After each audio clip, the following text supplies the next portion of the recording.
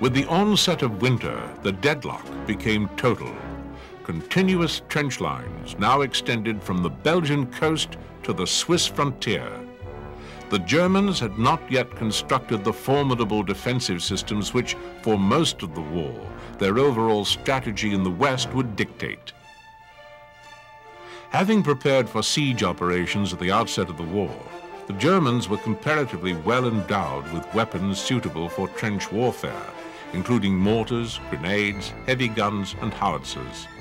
The BEF, however, was compelled to fashion improvised mortars from drain pipes and grenades from jam tins. All the armies were experiencing shell shortages. Falkenhayn later stated that the failure of just one ammunition train that winter threatened to render whole sections of the front defenseless. The French, requiring 50,000 rounds of 75mm ammunition daily, were producing only 11,000 rounds per day in mid-November 1914, while by January, some British 18-pounder guns were restricted to firing just 4 rounds a day. Casualty rates in 1914 hit the BEF particularly hard.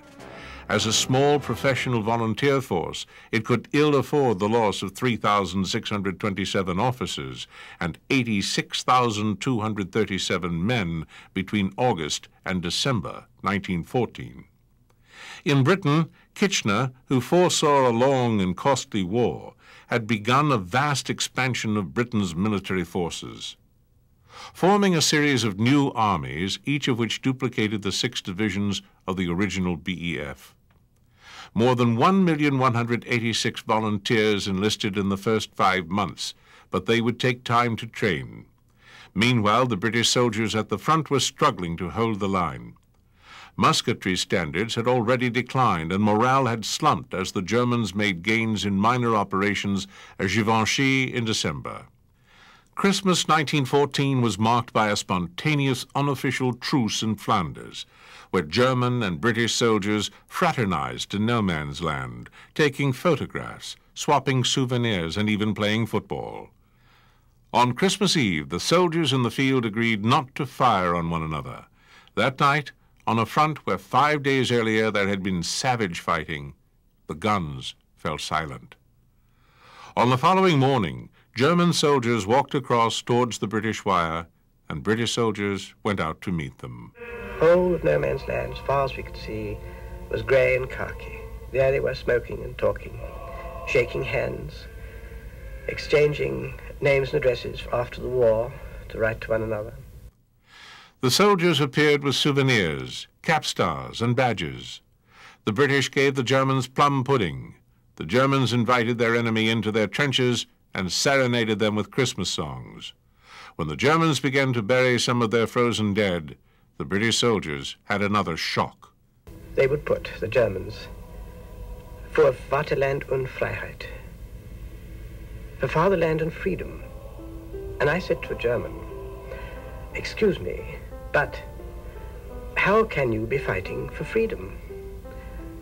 You started the war, and we are fighting for freedom." And he said, "Excuse me, English comrade, camarade, but we are fighting for freedom, for our country." And I say, you also put, "Here rests in God, an unbekannter, held. Here rests in God, an unknown hero, in God." Oh yes, God is on our side, but I said he's on our side. Well, English comrade, do not let us quarrel on Christmas Day.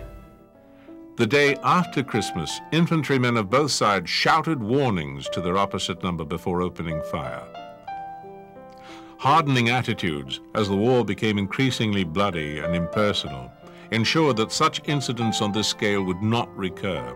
But live and let live understandings accepted by both sides frequently prevailed in quiet sectors until the end of the war. Falkenhayn's decision in November 1914 to stand temporarily on the defensive in the West proved to be a huge mistake. A weakened and now inexperienced BEF might not have withstood further heavy blows during the winter. The respite granted by the Germans allowed the Allies to reorganize, giving Britain in particular the chance to train Kitchener's new armies and strengthen the BEF with additional territorial and Dominion contingents. Falkenhayn hoped that once the Russians had been pushed back over the Vistula, he would resume the offensive in the west. However, a combination of factors forced him to continue with a predominantly defensive operation as the new year began.